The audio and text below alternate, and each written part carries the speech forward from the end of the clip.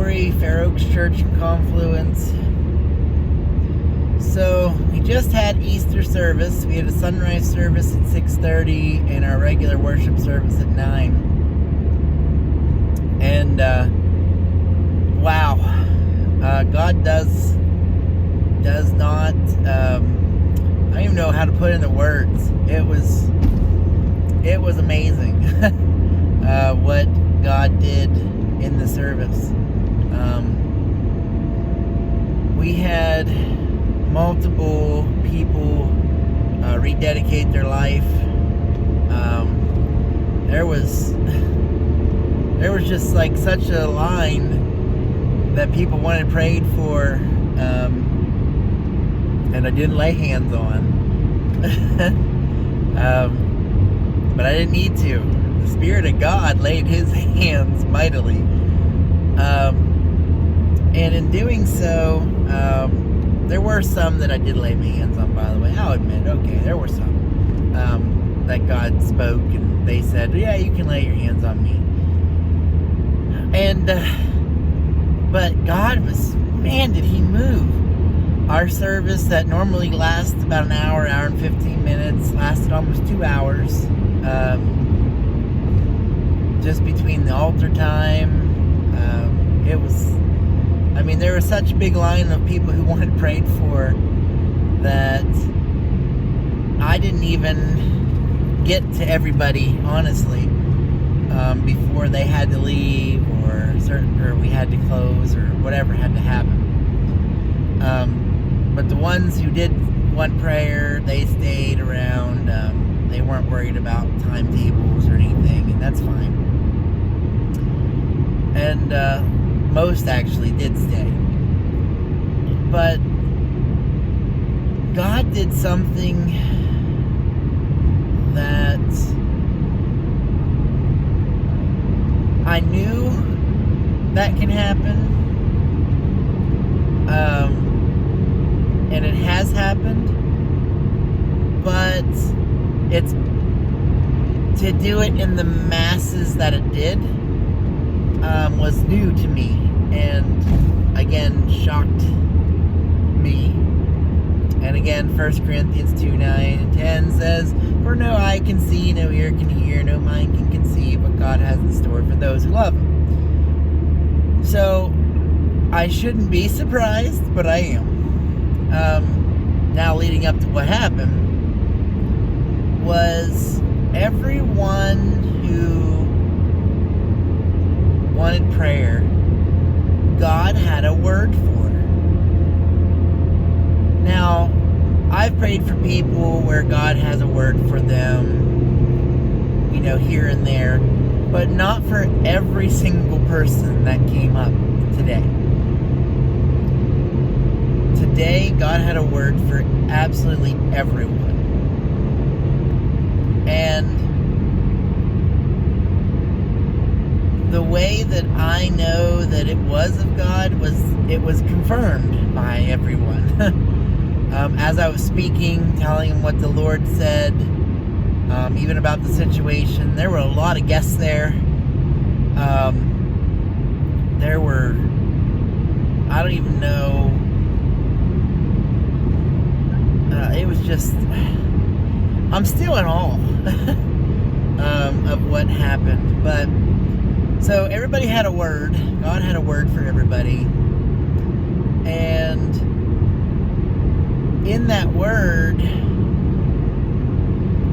it was confirmed by them knowing exactly what God was talking about. They knew exactly. Even the Spirit of God was so strong on some of them. They're like, "Oh, I can feel it, feel this." And of course, there's the emotions, the cries that come from it when you know that that's part of God moving.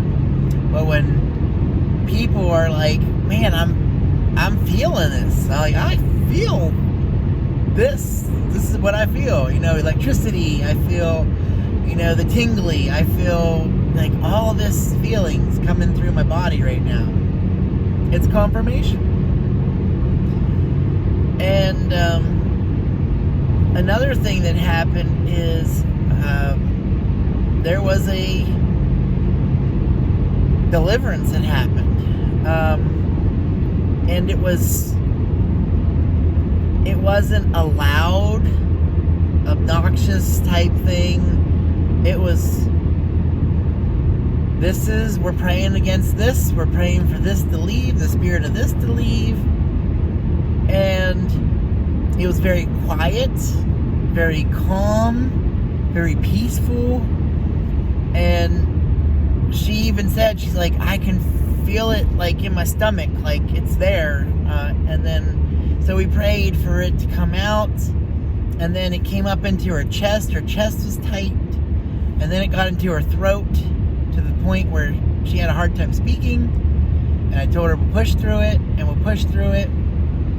And Lord told me to tell her, say, Jesus. I don't remember the whole thing. It was like, Jesus, it's gone, or it's leaving, or get out, or something easy. Like, it was not even, and in doing so, it was, she said, I don't feel it anymore. Like, it's gone. Like, I don't feel the tightness. I don't feel it in my throat. Like, it's all gone. And I said, awesome, great. It was quick, easy, quiet. Wasn't, yeah, I spoke in, tongues, and I prayed for her that way too, as I was praying, but it wasn't loud. It wasn't like, Jesus, be gone! It wasn't any of that. It was easy. She really wanted it too, and I know that's why. I believe that it's not a struggle. If people really want to be delivered and really want to come to Jesus, that it shouldn't be this whole big fight that it is. But if people don't want to let it go and they want to hold back, and I think that's where the fight comes from. But so that happened as well. It was just a great service. I loved it, and I think God's going to continue to keep moving. And I just pray that as we continue to do the Lord's will, that the church continues to grow. Not only as our building of Fair Oaks, which we're not in the building right now, our parking lot, let's say it that way, but I'm praying that people keep coming to Christ. I mean, we had people today who accepted Jesus as well.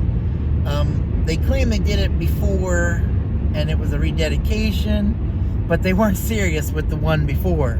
So this was the one they were serious about. So I say that this is the true salvation that they're going to receive, or did receive. And so that's kind of, I just kind of wanted to share what God did in the service. It was shocking. It wasn't shocking. It shouldn't be. I keep saying that. But God is doing some awesome things in this trying time. And I encourage you to listen to the next video. I'm going to share the Easter service message that I had. And yeah, I'm in the car driving back home from church. But I'm going to share it anyways. So I will see you in a little bit. All right.